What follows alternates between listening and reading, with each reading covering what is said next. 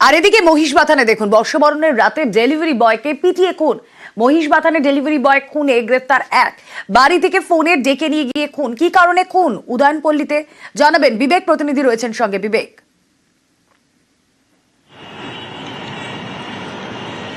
হ্যাঁ দেখো রুমেলা, যেটা জানা যাচ্ছে এই মুহূর্তে যে উদয়নপল্লী মহিষবাথান এলাকার সেখানেই কিন্তু বর্ষবরণের রাতে 31 তারিখে ডেলিভারি বয় যার নাম জানা যাচ্ছে সুব্রত মাঝি, 26 বছর বয়স, সে কাজ থেকে বাড়িতে ফিরেছিল রাত্রি 10টা নাগাদ। স্থানীয় একটি ক্লাবের পিকনিক চলছিল, সেখানেই তার বন্ধুরা অর্থাৎ সুব্রতর বন্ধুরা তাকে ডেকে নিয়ে যায় বাড়িতে। সুব্রত যাওয়ার আগে বলে যায় কিছুক্ষণের মধ্যেই সে বাড়ি ফিরে আসবে, কিন্তু তারপরে দীর্ঘ সময় কেটে যাওয়ার পরে বাড়ির লোকজন তাকে ফোন করে ফোনে পায়নি, এমনটাই বাড়ির লোকজনের অভিযোগ।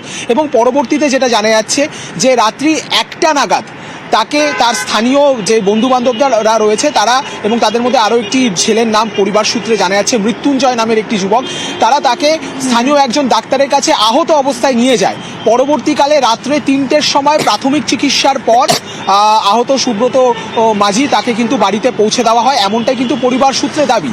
পরবর্তীকালে 1 জানুয়ারি 2025 সুব্রত সেই দিন জন্মদিনও ছিল, এমনটাই পরিবারের দাবি। এবং সেই দিনই দুপুরবেলা নাগাদ শারীরিক অবস্থার অত্যন্ত অবনতি হয় এবং সঙ্গে সঙ্গে সুব্রতকে বিধাননগর স্টেট জেনারেল হসপিটালে নিয়ে যাওয়া হয়। সেখান থেকে তাকে রেফার করা হয় আর.জি. কর মেডিকেল কলেজে, এবং সেখানেই বিকেলের কিছুটা আগে মৃত্যু হয় বছর 26-এর এই যুবকের। পরিবারের লোকজনের অভিযোগ যে তাকে রীতিমতো মারধর করা হয়েছে এবং মারধরের কারণেই রীতিমতো এই যুবকের মৃত্যু ঘটেছে।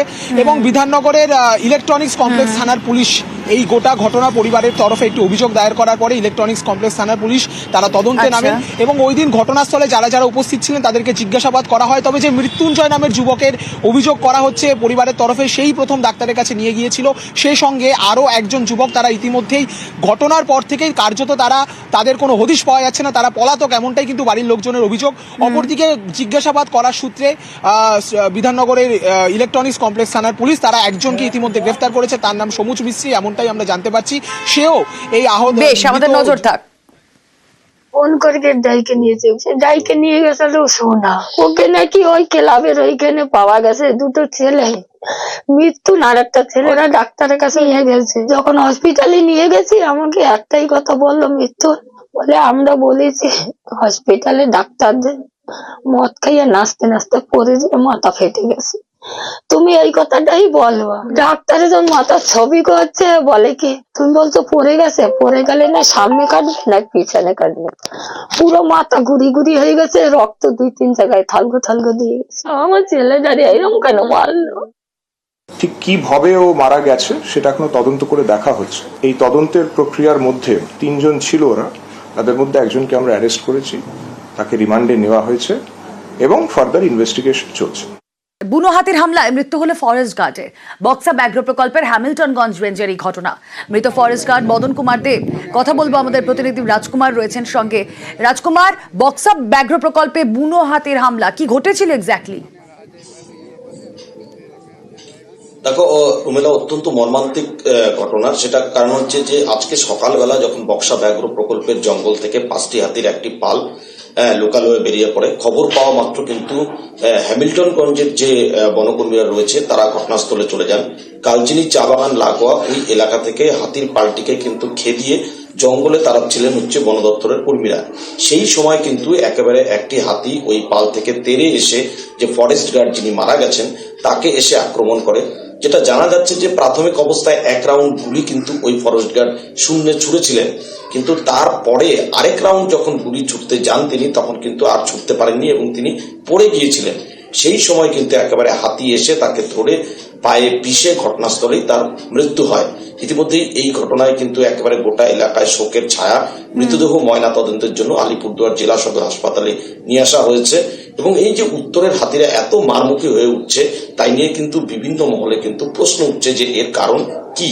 রোমেলা, বেশ, एक हाथी का 5-6 हाथी का स्ट्रेइंग हुआ था, तो रंगामाटी कालचिनी रोड है, उसमें Kalchini out division tea garden का एरिया में था हाथी, तो उसको जंगल की तरफ लेके जाने का हम लोग कोशिश किया था क्योंकि रोड भी ब्लॉक कर रहा था। तो जब ये ड्यूटी में था, ऑन ड्यूटी, हमारा एक फॉरेस्ट गार्ड मदन कुमार देवन, तो 50 ईयर्स का था, तो उनका मतलब ट्रैजिक मैनर में डेथ हो गया। हाथी ने उनको अटैक किया, ऑन द स्पॉट उनका डेथ हो गया। तो जो भी सरकारी तरफ से जो भी करना है हम लोग करेंगे। आज भी जो कॉम्पनसेशन का भी प्रोसेस कर रहा है, जो भी करना है जितना जल्दी है हम लोग करेंगे। আর এদিকে দেখুন পুরুলিয়ায় কিরকম জলকষ্ট। পুরসভার কল, কিন্তু পুরসভার কলে নর্দমার জল, ছবি দেখুন আপনারা, সেই জলে মিলছে পোকা। পুরুলিয়া পুরো এলাকায় জল দুর্ভোগ। সাধারণ মানুষ এই জল খাবেন কি করে ভেবেই তারা কুল পাচ্ছেন না। ছবি দেখছেন যেখানে পুরো এলাকায় জল দুর্ভোগ এবং এই জলের মধ্যেই পোকা। কথা বলবো ইন্দ্রজিৎ মণ্ডল সঙ্গে রয়েছেন। ইন্দ্রজিৎ, একটা নোংরা জল, পোকা, দুর্গন্ধ তার মধ্যে রয়েছে, এটা তো খাওয়ার যোগ্য নয়, পান করার যোগ্য নয়। কোনো বিকল্প ব্যবস্থা আদৌ রয়েছে নাকি এই জলকষ্ট ভোগ করতে হবে তাদের?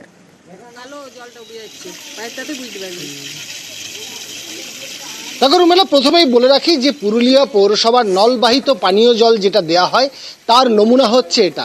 তুমি নিশ্চয়ই দেখতে পাচ্ছ এই জল একেবারেই নর্দমার জল, কালো জল, দুর্গন্ধ। একই সাথে এই জলে পোকা, এই যে পোকা রয়েছে, ফলে স্বাভাবিকভাবেই এই পানীয় জলেই পাচ্ছে পুরুলিয়া পৌরসভার 7 নম্বর ওয়ার্ডের বাসিন্দারা। দীর্ঘদিন ধরে তারা অভিযোগ জানাচ্ছে, গত 1 মাস ধরে এই জলেই সরবরাহ করছে পৌরসভা এবং এতে সমস্যা বাড়ছে, অসুস্থ হয়ে পড়ছে।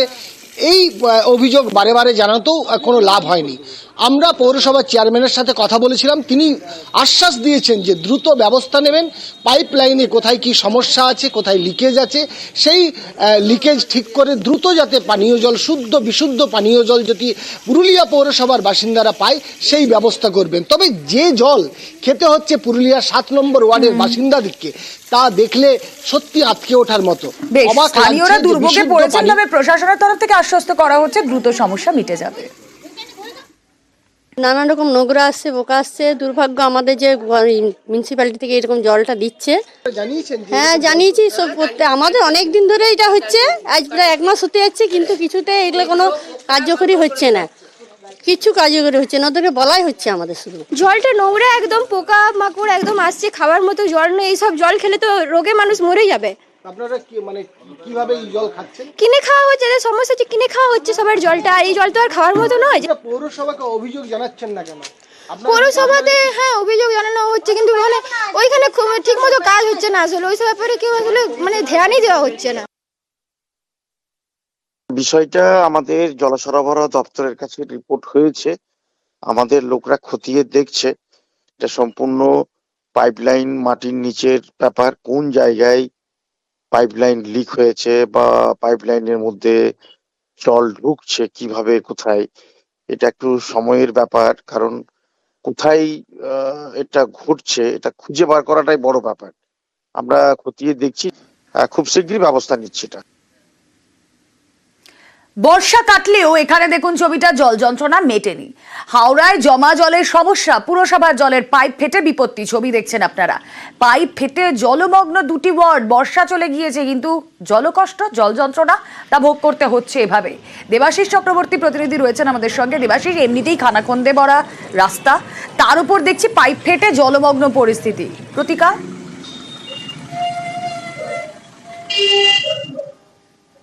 দেখো অবশ্যই এই যে খানাখন্দ অবস্থা, সেটাও কারণ কিন্তু এই জল বের হয়ে যাওয়া এবং রাস্তায় দীর্ঘদিন ধরে জল জমে থাকা, আর যার উপর দিয়ে যান চলাচল করলে আর করার পরে এই রাস্তাঘাটের এই অবস্থা হয়েছে, যেখানে প্রতিনিয়ত দুর্ঘটনা ছোট বড় হয়েই চলছে।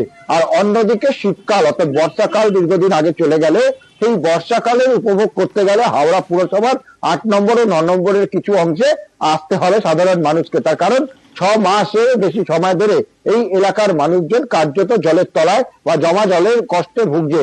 মূলত হাওড়া বেলগাছিয়ার এফ রোড, হাওড়া বেনারস রোডের বেশ কিছু অংশ, যেখানে সারা বছর অর্থাৎ 6 মাস ধরে যেখানে জল জমে রয়েছে।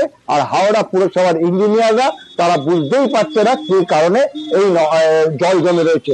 অন্যদিকে নর্দমা পরিষ্কার না হওয়ার কারণ দেখাচ্ছে স্থানীয় বাসিন্দারা, আর অন্যদিকে বেশ কিছু জায়গায় দেখা যাচ্ছে যে কলের জলের যে পাইপলাইন, সেই জলের পাইপলাইন একাধিক জায়গায় ভেঙে পড়ে রয়েছে, সেখান দিয়ে অনবরত জল বেরিয়ে যাচ্ছে, আর সেই জল যন্ত্রণায় শুরু করছে সাধারণ মানুষের। আর হাওড়া পুরসভা নিশ্চুপ হয়ে বসে রয়েছে। নিউজ 18 বাংলা খবর করে তার কাছে পৌঁছলে, অর্থাৎ হাওড়া পুরসভার প্রশাসক মন্ডলী, তিনি পরিষ্কার জানান যে এপ্রোড বা বিস্তীর্ণ এলাকায় যে জল জমে আছেন এই বিষয়ে তিনি জানেনই না।